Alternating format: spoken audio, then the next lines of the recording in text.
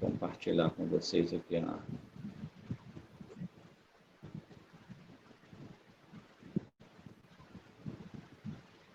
se dá para compartilhar e...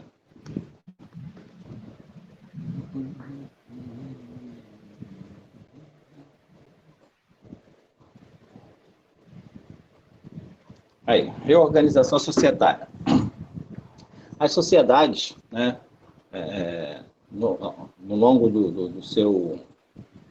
da sua vida, elas, né, prosperam, elas às vezes não prosperam, às vezes passam por dificuldades, mas conseguem de novo se reerguer.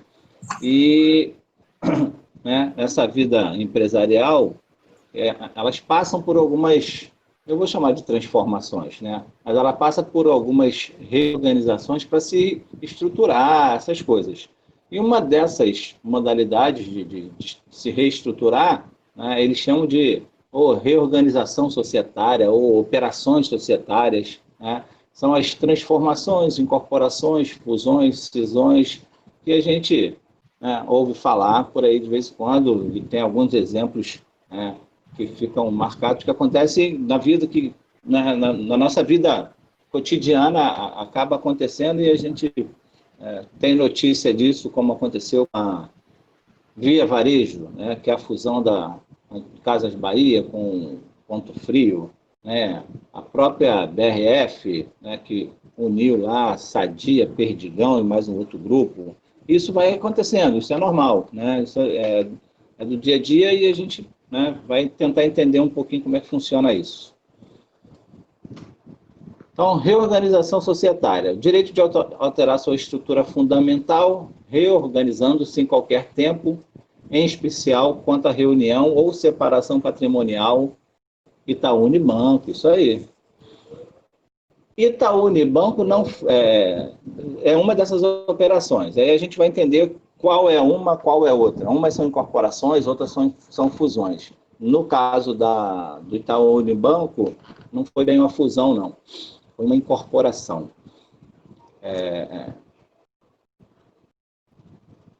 Direito de se reestruturar, em especial quanto à reunião ou separação patrimonial entre sociedades, ou ainda em relação à mudança do tipo social e a decorrente responsabilidade, né, que vai advir dessa transformação, tá? Dessa mudança, dessa reorganização. Então, o que é a transformação, o que é a mais simples dela, e a gente vai até falar um pouco sobre isso.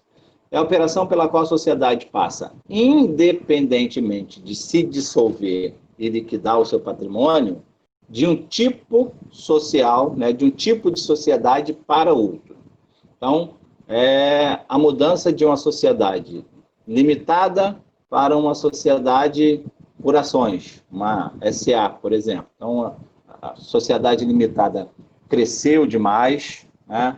Ela criou uma organização, uma estrutura tão grande que ela não consegue mais se manter só como uma sociedade limitada. Ela precisa expandir, e o modo que ela tem de expandir é se transformando numa sociedade anônima, abrindo seu capital para captação de investimentos, né, para se tornar maior ainda. Então, a transformação é você mudar o tipo societário, né? Você vai mudar o formato da sua sociedade. Isso não vai mudar em nada, tá, o que já existia. A pessoa jurídica da sociedade, a pessoa jurídica, a capacidade, né, as obrigações, né, os créditos, isso tudo vai continuar o mesmo. Você vai mudar só a personalidade jurídica, não é? Agora eu lembrei, a personalidade jurídica não muda. Você vai mudar o tipo societário, tá? Então, com a transformação, você vai mudar de um tipo societário para outro, né? Você, um empresário individual, por exemplo, né? Um empresário individual, ele pode ter o seu negócio tão pujante que ele não vai mais conseguir, contabilmente, vamos colocar assim, se manter como empresário individual, porque o faturamento vai extrapolar o que a lei prevê de faturamento para o empresário individual, né, para o MEI, que é R$ 81 mil por ano. Então, o faturamento dele é muito maior. E o que ele vai fazer? Né? Ele vai mudar a sua estrutura, vai deixar de ser um MEI para ser um empresário individual, para ser um tipo societário de empresário individual, onde, né, ele consiga se enquadrar dentro do que ele fatura. Né? Um empresário individual desse tipo, ele pode faturar até 360 mil por ano e continuar, né, não como MEI, mas sim como empresário individual, que aí tem uma estrutura tributária diferente. Né? Toda vez que a gente fala sobre essa mudança, a estrutura tributária sempre é o que vai importar mais. Como essas empresas vão pagar, né, recolher os seus impostos. A grande mudança, tá, é essa. Né? Tirando a mudança da limitada para a sociedade anônima, que aí tem outro, né, tem um outro entendimento, mas mudando de um tipo pequeno para outro, o que vai importar mesmo é a parte contábil. Então, essa mudança, essa transformação está prevista tanto na Lei de Sociedade Anônima, na Lei 6.404, como no Código Civil. Tá? Artigo 220 a 222 da Lei de ISA e artigo 1113 a 1115 do Código Civil. Além da mudança do tipo societário, é possível a transformação do registro empresarial, que eu acabei de falar. Né? O empresário vai mudar o seu registro de MEI para empresário individual. Ou, de repente, para uma EIRELI, tá? Uma empresa individual de responsabilidade limitada, que nós, né, já estudamos sobre isso e que provavelmente, né, muitas pessoas vão deixar de exercer a atividade empresarial como EIRELI e vai passar a exercê-la como uma sociedade unipessoal limitada, que traz, a gente já viu as vantagens que ela traz em relação à EIRELI. Mas pode acontecer. Mas aí ele vai mudar o tipo societário, né? Observações quanto à transformação. Exige aprovação unânime dos acionistas, salvo se o estatuto autorizar expressamente a operação independente de aprovação. Então, na constituição da sociedade, tá? Ele fala aqui estatuto, mas pode ser o contrato. Né? Mas aqui a gente está falando de sociedade anônima. Né? Quando a gente fala sobre estatuto, acionista, a gente está sempre se referindo à sociedade por ações. Né? Quando ele quiser falar sobre uma sociedade contratual, ele vai colocar o contrato ou sócio cotista. Então, numa sociedade anônima, tá? A qual ela pretende se transformar o seu tipo societário, porque pode acontecer o inverso também, uma sociedade anônima pode passar passar a ser uma sociedade limitada, tá? É precisa aprovação unânime dos acionistas.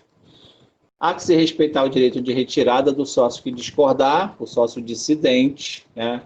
Então, ele tem direito de retirada, isso está previsto no artigo 221 da Lei 6.404 e no artigo 1114 do Código Civil, quando se trata de sociedades contratuais.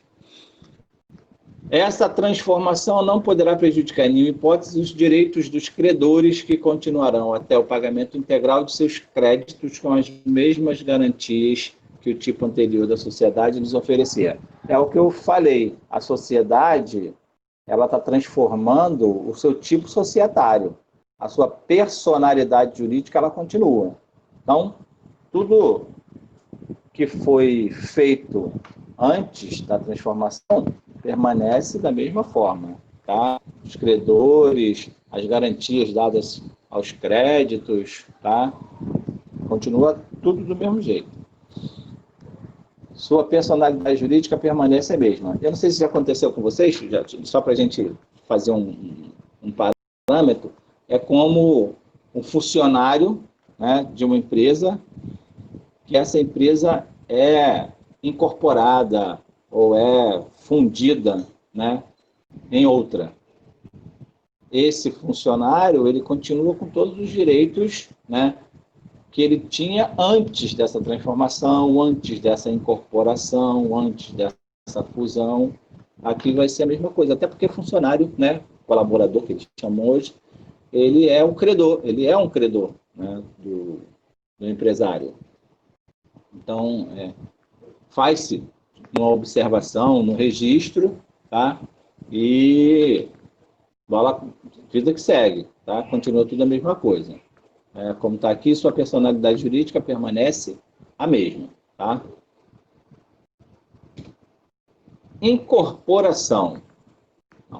É a operação pela qual uma ou mais sociedades, tá, são absorvidas por outra, que lhes sucede em todos os direitos e obrigações. Ocorrerá, portanto, a extinção de uma sociedade absorvida por outra sociedade, da qual farão parte os acionistas da primeira, permanecendo inalterados os direitos e obrigações. A incorporação, né, ela cria uma situação diferente. Uma sociedade, geralmente, tá, uma sociedade maior, tá, acaba incorporando o patrimônio da sociedade menor ao seu. Por isso que fala incorporação, a incorporação do patrimônio, né? Todo aquele patrimônio que pertencia. Aí, quando a gente fala em patrimônio, a gente não está falando só do patrimônio material, vai tudo, tá? Vai o patrimônio, vai tudo que aquela empresa tem, de bom e de ruim, né? De créditos e débitos. Tudo é absorvido pela incorporadora. A incorporadora passa, né, sucede a incorporada em todos os direitos e obrigações. Aqui não fala. Mas para ser uma incorporadora, né, eu posso ter uma incorporadora que acabou de ser criada com esse fim, né, eu posso constituir uma sociedade com esse fim. Isso acontece muito com... Eu estava, semana passada, fazendo uma pesquisa e acabei estudando, falando sobre as... não é holding, não é fintech também, é holding, fintech, tem uma outra denominação. Holding, fintech... Daqui a pouco eu lembro o nome. Né? São empresas que são criadas para investir em outras empresas, né? E dependendo do investimento que se faça, essa empresa que foi criada com esse fim de investimento, ela passa, né, a gerir os recursos e ela passa a ser controladora, né? Passa a controlar essas empresas, mas elas não são empresas voltadas para a área empresarial, no sentido bem finalístico do conceito, né? Aquela atividade de criar, atividade de produzir para as empresas ou a atividade de vender para o comércio. Tá? Essas empresas, elas só fazem parte dos investimentos, né? E tiram seus lucros dali, melhoram as condições, investem para que aquela empresa se torne uma empresa lucrativa e assim eles vão obtendo seus lucros. Caraca, o nome da empresa, o nome vem na ponta da língua e não sai. Fintech, holding, e agora eu não lembro o nome da outra. A holding funciona mais ou menos assim, né?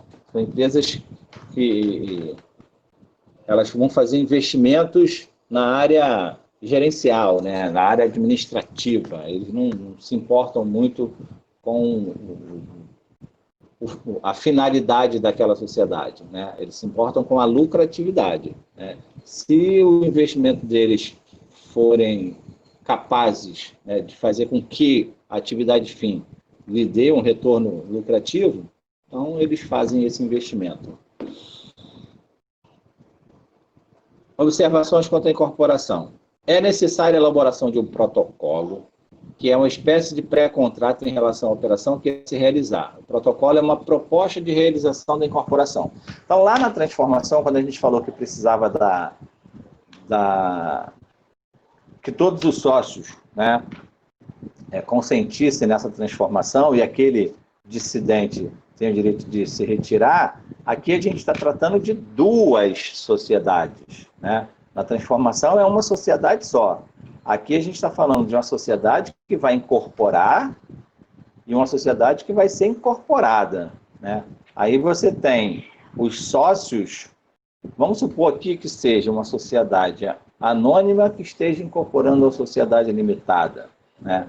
Os cotistas da sociedade limitada passaram a ser acionistas da sociedade anônima, mas, dependendo do tamanho dessa sociedade anônima, esses cotistas vão ser mais um sócio, né? Mais um sócio sem poder de decisão, né, dependendo do volume, o poder de voto deles, né, não vai ser tão grande assim, porque agora eles vão fazer parte de um universo muito maior do que eles tinham, tá? Já tem isso.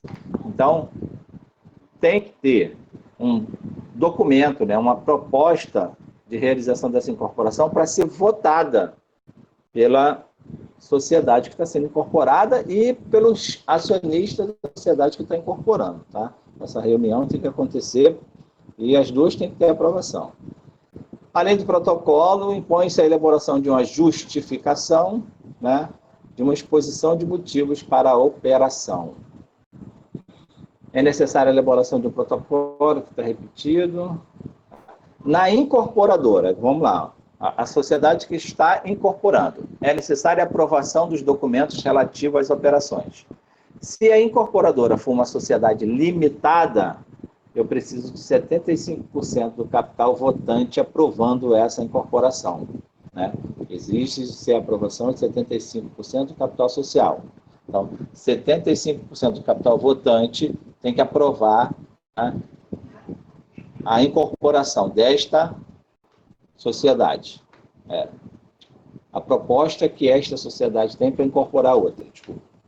Se for uma sociedade anônima, tá, a incorporadora, basta a aprovação da maioria simples do capital votante. Então, dependendo do tipo societário, a gente vai ter quórum diferente. Na incorporada, também é necessária a aprovação dos mesmos documentos, né? Da proposta de incorporação, da justificativa. E aí o quórum é o mesmo. Se for uma sociedade anônima, 50% do capital votante. Se for uma sociedade limitada, que está sendo incorporada, 75% do capital social. Tá? Isso aí é quórum, e a gente já até viu, pelo menos nas limitadas, a gente viu esses quórums. Além dessas assembleias, é necessária ainda a aprovação pela incorporadora do laudo de avaliação do patrimônio da incorporada e do aumento de capital. O que vai acontecer? A sociedade incorporadora, né, está incorporando um patrimônio, né, considerável de uma sociedade. Está incorporando tudo. Isso vai ser feito, né, uma avaliação. E a gente sabe que a avaliação feita por uma sociedade anônima tem que ser por 3 peritos, né, ou por uma empresa especializada, e essa avaliação tem que ser levada à Assembleia para que seja aprovada, tanto pela Assembleia quanto pelos donos do bem, né? A gente aqui está falando de uma sociedade, então tem que ter aprovação dos sócios desse laudo. Vai que o laudo seja feito e não seja a contento dos sócios que estão sendo incorporados. De repente o negócio vai por água abaixo. Tá?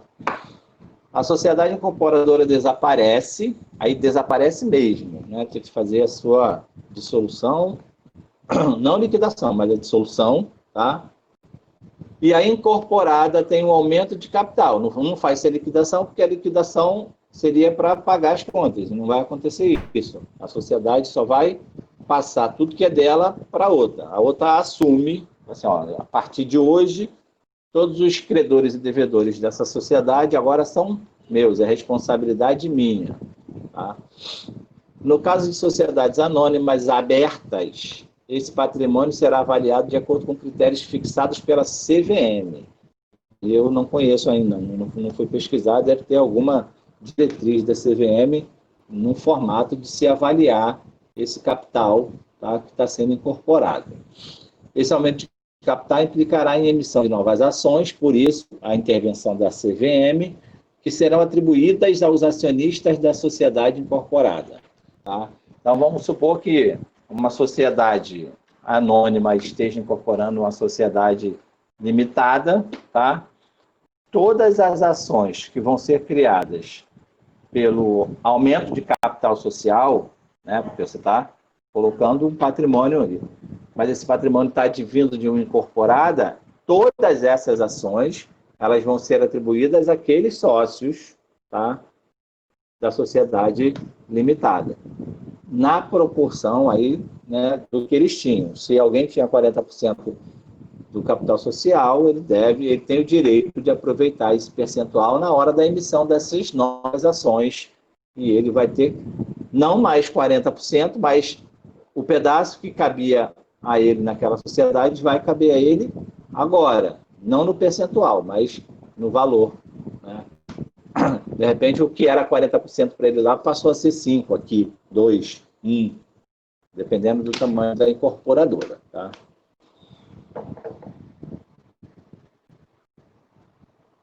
Então, uma sociedade incorporadora, ela pode ser uma sociedade já existente, ou ela pode ser uma sociedade que acabou de ser constituída para esse fim. Tá? Isso não tem problema, não teria problema nenhum de ser constituída uma sociedade que logo de cara vai incorporar outra. Esse vai ser o seu objetivo. Tá? O que não vai acontecer na fusão, né? A fusão é a operação pela qual se unem duas ou mais sociedades para se formar uma nova sociedade. Na incorporadora, né, na incorporação, essa sociedade já existe. Na fusão, vai ser criada uma nova sociedade. Tá? Vai ser constituída uma nova sociedade com, tá, o patrimônio dessas duas que estão sendo fundidas. Tá? Foi o que aconteceu, eu uso sempre como exemplo, com a Via Varejo. Né? O patrimônio, o capital social da Via Varejo foi formado com o capital da Casas Bahia e do Ponto Frio ao mesmo tempo. Tá? Juntaram-se tudo, criou-se uma terceira sociedade, né? Sociedade A, Sociedade B deixam de existir e cria-se a Sociedade C, que é a sociedade resultado da fusão. Tá? Então, quando duas ou mais sociedades se fundem, tá, eles dão origem a uma nova sociedade, diferente das que estão se fundindo. Tá? Que, da mesma forma que na incorporação, vai suceder, né, todas as obrigações, todos os direitos e obrigações das sociedades que se fundiram. Então, a responsabilidade passa a ser da nova pessoa jurídica. Tá? Característica da fusão é o surgimento de uma sociedade nova, traço que difere da incorporação, na qual não há o surgimento de uma sociedade nova, que todos os envolvidos deixam de existir. Há controvérsia quanto a isso aqui, porque na incorporação, né, o que vai acontecer na incorporação é que a sociedade que foi criada para incorporar, né, ela surgiu não da fusão de duas ou mais, não do patrimônio, da junção do patrimônio de duas ou mais. Mas pode ser uma sociedade nova, sim, nada impede. Né? Existe essa crítica na incorporação que não pode ser uma sociedade, pode ser uma sociedade. Só que essa sociedade nova ela já foi constituída, ela já tem patrimônio próprio, né? Ela só vai incorporar ao seu patrimônio o patrimônio da incorporadora. Aqui não. Aqui, o que vai fazer, né, com que diferencie da corporação é que o capital social de duas ou mais sociedades vão ser fundidos, tá? E o capital social da nova sociedade é justamente a junção desses dois capitais, e não a incorporação, é a junção, né? É a fusão desses dois capitais sociais. e, da mesma forma que na incorporadora, essas outras que se fundiram deixam de existir. Tá? Operação muito similar à incorporação, tanto que, em outros países, não se trata a incorporação separadamente, tratando-se apenas da fusão, abrangendo ambas as operações. Então, tem alguns países que não diferenciam fusão de incorporação. Para eles é uma coisa só e eles usam o nome de fusão, tá? Para esses países. Quando surge uma sociedade nova, é fusão. Quando não surge uma sociedade nova, quando o patrimônio é absorvido, é uma incorporação. Mas para eles é tudo fusão. Tá? Tanto faz surgir uma sociedade nova ou o patrimônio ser incorporado por outra, para eles tudo é fusão.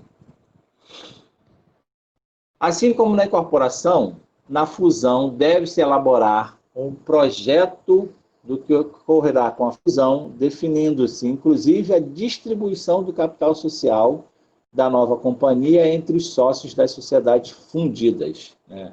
Mais uma vez, o quórum é diferenciado de acordo com o tipo de sociedade, né? E o quórum é o mesmo. Nas sociedades anônimas, né, pelo menos 50% do capital votante, nas limitadas é de 75%. Tá? É o mesmo quórum. Então, a aprovação... Tá? Aprovada a operação, serão nomeados os peritos para a avaliação do patrimônio das sociedades envolvidas. Para aprovar a avaliação, uma assembleia, mas só os sócios de cada sociedade votam para aprovar a avaliação do patrimônio. Então, se eu estou fundindo a sociedade A com a sociedade B, a assembleia é formada com todos, mas os sócios da sociedade A vão votar na avaliação do seu patrimônio, tá? O B não vota por essa avaliação, o B só vota pela avaliação do seu próprio patrimônio, assim como o A também não vai votar a avaliação deste patrimônio. Então, aqui cada um é uma assembleia só, mas os sócios são divididos de acordo com as sociedades que estão sendo fundidas para votar a avaliação do seu patrimônio. Tá? A aprovação já é aprovação para todos. Tanto no caso de incorporação quanto no de fusão envolvendo sociedade anônima, o acionista dissidente da incorporada poderá exercer o direito de retirada. Então, eu sou acionista, não concordei na Assembleia com a fusão, né, fui voto vencido. Então, fui voto vencido, a própria lei me dá o direito de me retirar desta sociedade dentro de 30 dias. Tá? Artigo 137, inciso 2. Então, direito de retirada. Sócio dissidente, né, aquele sócio que foi voto vencido, votou contra, né? Então, se ele votou contra, ele não vai querer continuar naquela sociedade, ele tem o direito de se retirar. Tá? Artigo 137 da Lei 6.404. Isso da sociedade incorporada. Na sociedade anônima, a princípio, não há direito de retirada. Então, a sociedade que está incorporando, tá? O sócio que está lá, né, fica a cavaleiro. Está aumentando o patrimônio, teoricamente está aumentando os negócios da sociedade, a lucratividade. Então, a princípio, não tem o direito de se retirar, mesmo que seja dissidente. Tá? Nas sociedades limitadas, há o direito de retirada para qualquer sócio que discorde da operação de incorporação, seja da incorporada, seja da incorporadora, bem como do sócio que discorde da fusão diante dos termos do artigo 1077. Então, se a sociedade for anônima, tá, e está sendo incorporada, quer dizer, alguém está incorporando, eu tenho direito de retirada. Se a sociedade for anônima, mas o contrato social... Calma aí, deixa eu ler aqui a mensagem que eu perdi. Não, aqui nesse caso não. Tá? O contrato social só pode dispor ao contrário quando a lei permitir. Tá? Aqui é determinação legal.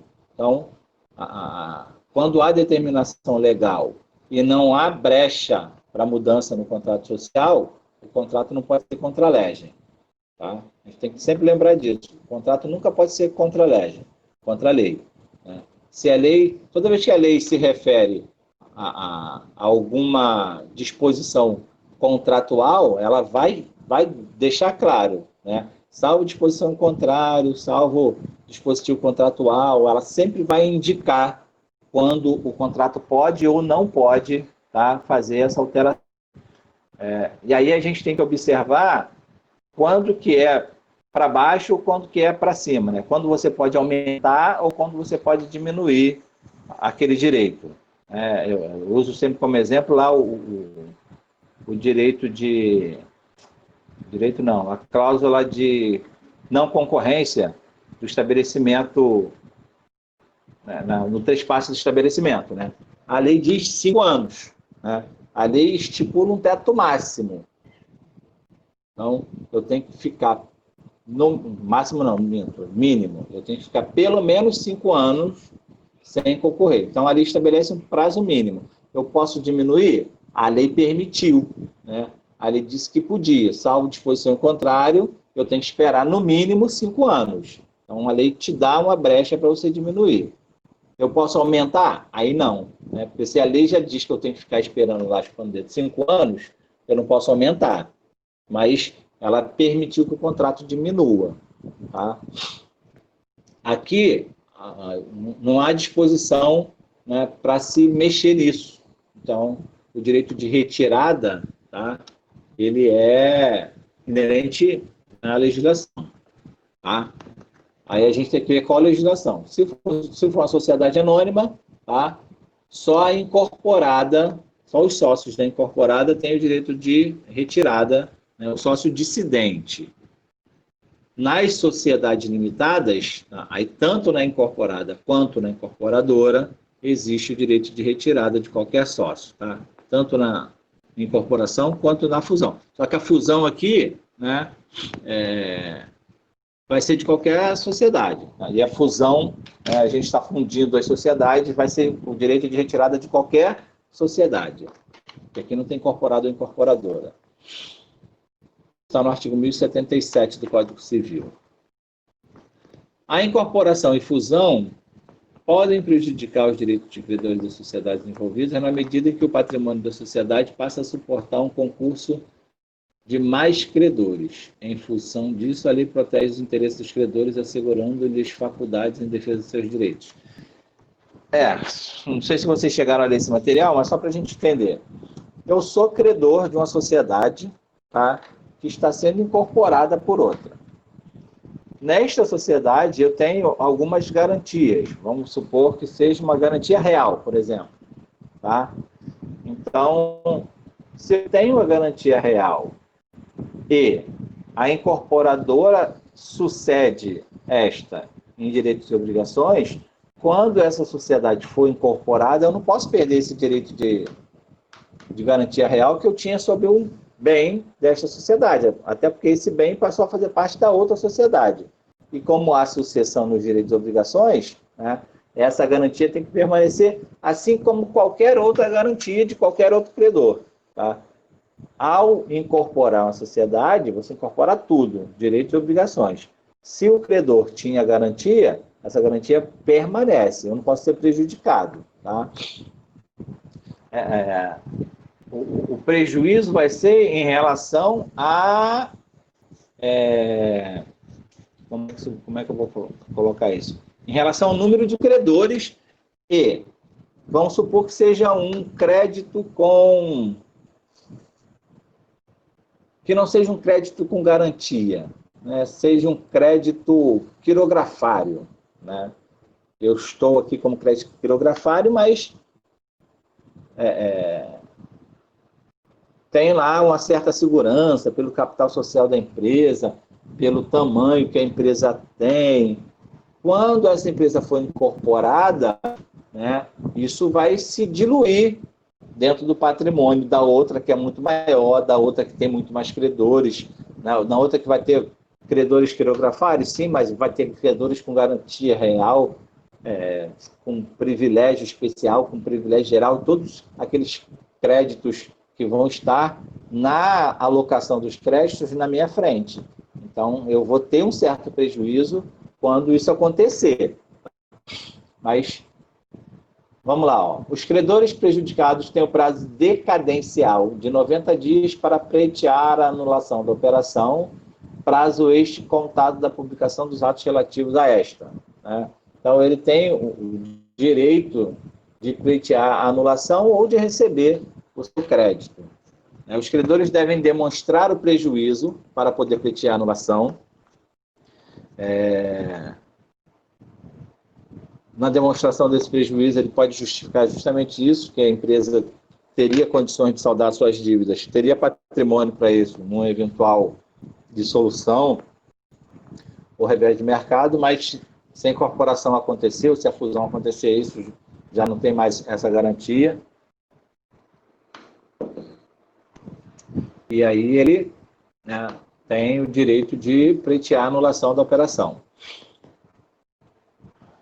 Tal anulação pode ser obstada pelo pagamento do crédito, que acaba com o interesse de agir do autor da ação, ou pode ser suspensa pela garantia da dívida no caso de obrigação líquida, né? Então, aquele credor que pleiteou a anulação da fusão ou da incorporação por estar se sentindo prejudicado e prova, né, esse prejuízo, ele pode muito bem ser obstado, né, a ficar quieto recebendo o pagamento da sua dívida, né? Recebeu, está quite a obrigação dele,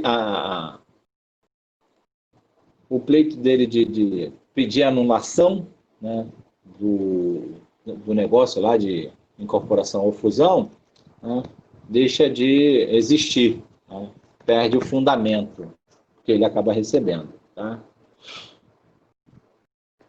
Em caso de falência da incorporadora ou da sociedade resultante da fusão, nos 90 dias seguintes da operação, os credores anteriores à operação podem requerer a separação dos patrimônios das sociedades envolvidas, de modo que se formem massas separadas para o pagamento dos credores. Tal medida garante aos credores as mesmas garantias usufruídas antes da efetivação. Eu não vou nem falar muito sobre isso aqui, mas está falando aqui de falência. Assim que a sociedade incorporadora, né, incorporou uma outra sociedade e menos de 90 dias depois entrou numa falência, os credores da incorporada podem pedir a separação do patrimônio para que o concurso de credores corra separadamente. Aqueles credores da incorporada, né, eles vão pleitear o seu concurso em cima dos bens que eram só da incorporada e não do todo. De repente, isso é uma vantagem, tá? E faltou um, cadê? Tem a cisão. Aqui faltou um.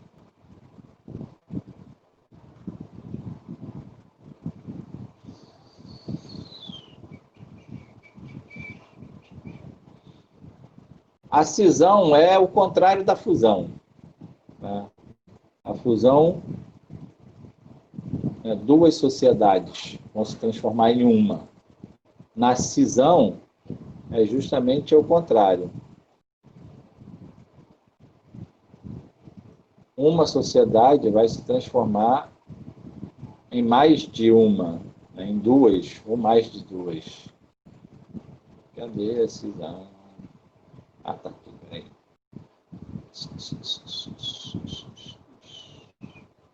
Peraí, gente, por favor. Eu fico perdidinho aqui às vezes.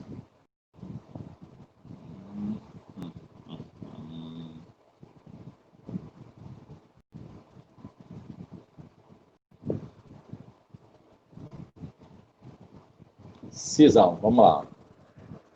Cisão, essa parte aqui eu acho que eu estou dizendo para vocês. Está lá no cisão, vamos lá. O que vem a ser a cisão? É o desdobramento, é o desmembramento total ou parcial da sociedade, né? Que vai transferir o seu patrimônio para uma ou várias sociedades, já existentes ou não. Então, vamos lá. Eu tenho a sociedade A, tá? que está para organizar melhor, né, o seu dia a dia, a sua estrutura, o seu financeiro, ela resolve criar nichos específicos, né, nos seus investimentos. Isso vai acontecer está acontecendo, né, com o grupo que administra o atacarejo Açaí. O Açaí, ano que vem, né, ele vai ser separado, né, do grupo. Eles vão fazer uma cisão. Só que a cisão deles é bem, bem difícil, né? Porque existe papel na bolsa, existe ações de investimento, mas eles já estão trabalhando nisso, tá? Para fazer a cisão, tá? Do Açaí das outras atividades que o grupo tem. Eles vão fazer, eles vão ter bolsa, vão ter ação, né, na bolsa específica só para atacarejo Açaí. Vão tirar do restante dos investimentos do grupo todo, tá? Vai acontecer uma cisão ano que vem do Açaí. Cresceu muito, né? E eles querem reorganizar lá a estrutura, até porque os investimentos que são feitos diretamente para esse tipo acabam sendo diluídos nos outros investimentos. Então, eles estão com essa ideia de separar, já estão trabalhando para isso já. Então, a cisão é o desdobramento, né, o desmembramento total ou parcial da sociedade que transfere, vai inaugurar uma onde era o antigo Extra, ali na descida do viaduto. Já existe um lá na estrada do Mendanha, né, antigo, e está inaugurando uma aqui. Salvo engano meu, eles vão acabar com o Extra, né, o Extra, por enquanto não, mas a ideia deles é acabar com todas as lojas do Extra, que é do mesmo grupo, né? Acho que já fizeram isso em Santa Cruz. O Extra de Santa Cruz acho que já virou Açaí também. Alguém já me falou isso, ainda não vi, mas alguém já me falou. Então, eles estão com muito dinheiro para investir, muito dinheiro para negociar. Tá? Isso acontece, reorganização societária. A gente está vendo na prática aí isso acontecer. Né? Isso aí, no local do antigo Extra. Então, cisão, desmembramento de uma sociedade em uma ou mais, tá? Em uma ou várias sociedades já existentes ou que acabaram de ser constituídas justamente com a cisão desse patrimônio. Quando a gente falou da Eireli, a gente falou que a Eireli pode ser constituída com parcelas, né, do capital social de uma sociedade. Né? Pode se destacar um pedaço do capital da sociedade, né? Faz-se a redução do capital social e aquela parte vai passar a ser uma Eireli. Aqui é mais ou menos isso. A sociedade vai se cindir, né? Vai diminuir o seu capital social com a cisão, tá? Então, a sociedade A, ela vai tirar, sei lá, 30% do seu capital, vai diminuir 30%, esse 30% vai ser investido numa outra sociedade, num ramo específico, tá? Como vai acontecer no Açaí, que vai ficar só o atacarejo. Tá?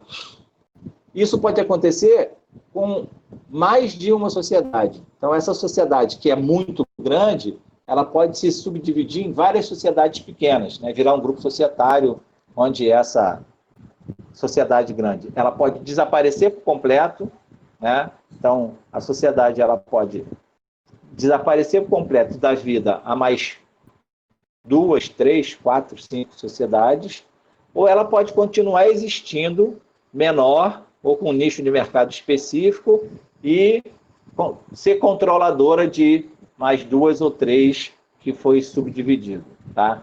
Então, a cisão ela pode fazer ou não com que a sociedade cindida desapareça.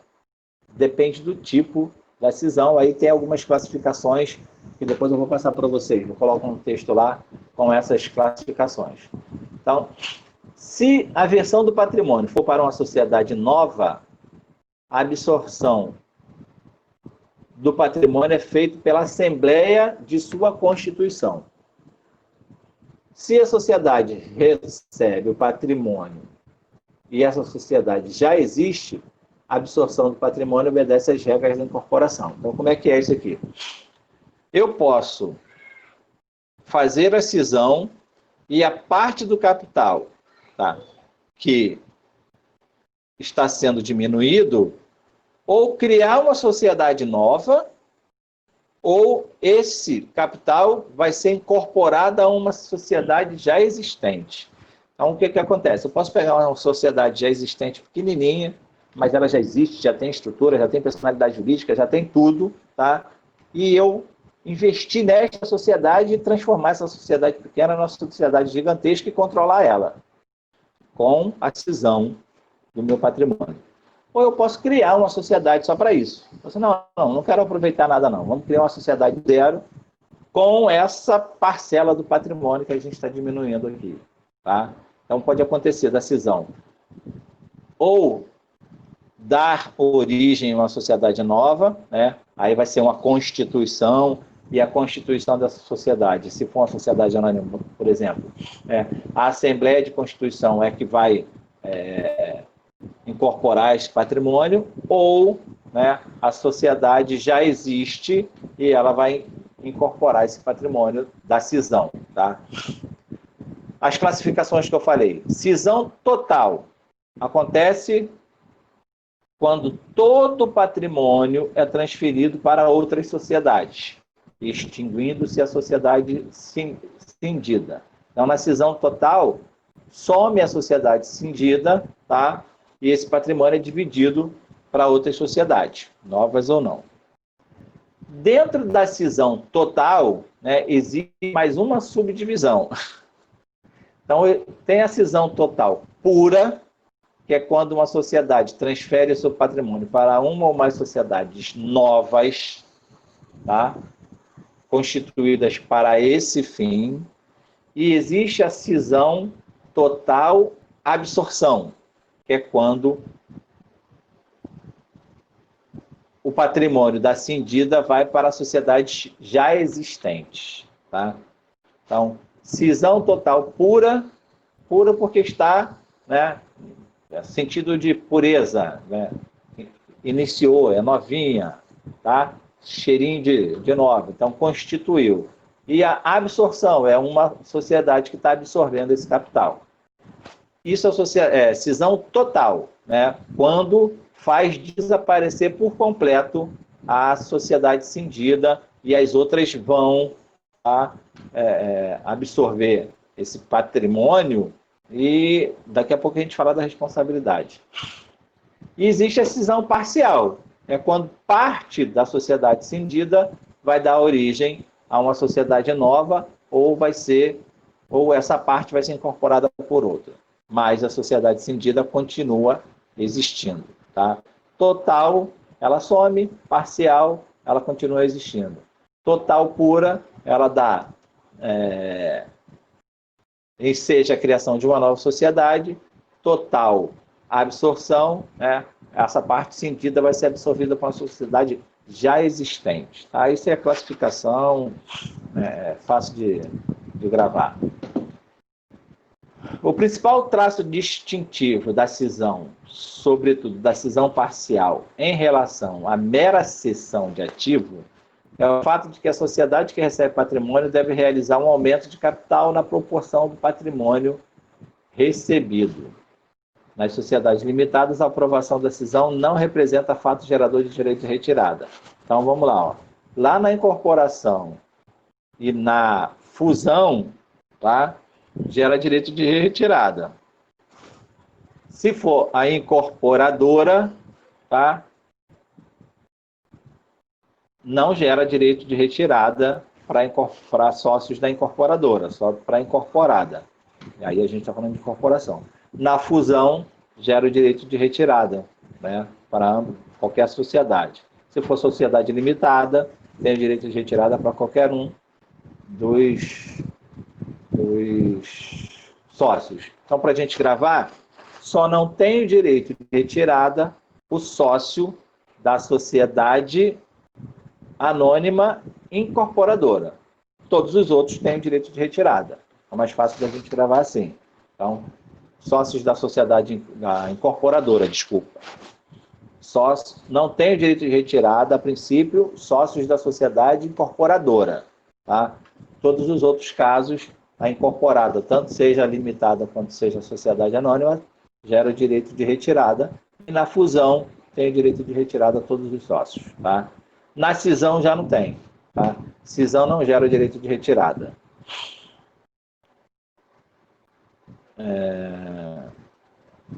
Se for sociedade limitada. Nas sociedades anônimas, após o advento da Lei 10.303 de 2001, passa-se a mencionar a cisão como uma hipótese de retirada desde que haja a mudança do objeto social, b, redução do dividendo obrigatório e c, participação do grupo de sociedade. Então, nas sociedades limitadas, a cisão não gera o direito de retirada. Nas sociedades anônimas, né, observa-se o direito de retirada se houver mudança do objeto social, redução do dividendo obrigatório ou participação em grupos de sociedade. Aí o acionista pode, né, usar o seu direito de retirada. Havendo cisão total, as sociedades que recebem o patrimônio da sociedade são solidariamente responsáveis pelas obrigações anteriores à cisão relacionadas ou não no ato de cisão. Então, em relação à responsabilidade de direitos e obrigações, né, e aqui a gente está falando de responsabilidade, é só das obrigações, todas as sociedades que receberam, né, patrimônio da sociedade cindida, tá, elas se tornam solidárias na responsabilidade quanto às obrigações. Se a cisão for total, né, a solidariedade se dá com a cindida que continuou. Continuou não. Todas as sociedades criadas que receberam o patrimônio são responsáveis solidários. Se a cisão for parcial, a responsabilidade vai ser da cindida com as que foram geradas, tá, com o patrimônio cindido. Tá? Então, a responsabilidade aqui é solidária, porque o patrimônio aqui foi dividido. Tá? Na cisão parcial, há solidariedade entre a sociedade cindida e as sociedades que receberam parte do seu patrimônio pelas obrigações anteriores à data da operação. Então, essas são as 4 operações societárias, né, que quando a gente for falar sobre recuperação judicial, tá, esse tipo de reorganização societária pode fazer parte do plano de recuperação judicial proposto pelo sócio, né, ao juiz. Né? Ele pode passar por uma transformação para tentar recuperar sua sociedade. Ok, gente? Dúvidas, perguntas? Não sei se vocês já tinham visto o material, mas eu estava devendo essa aula para vocês. Tudo certo? Eu vou, só para retificar aqui, então, amanhã não tem aula, tá? Eu dispensei a aula de amanhã por conta do trabalho do TED. A aula de hoje era uma aula, né, da semana passada que eu estava devendo para vocês. Eu iria perguntar justamente isso aí, tá? Ontem a fala foi curta, mas vocês estão dispensados da aula de amanhã justamente para poder tentar fechar lá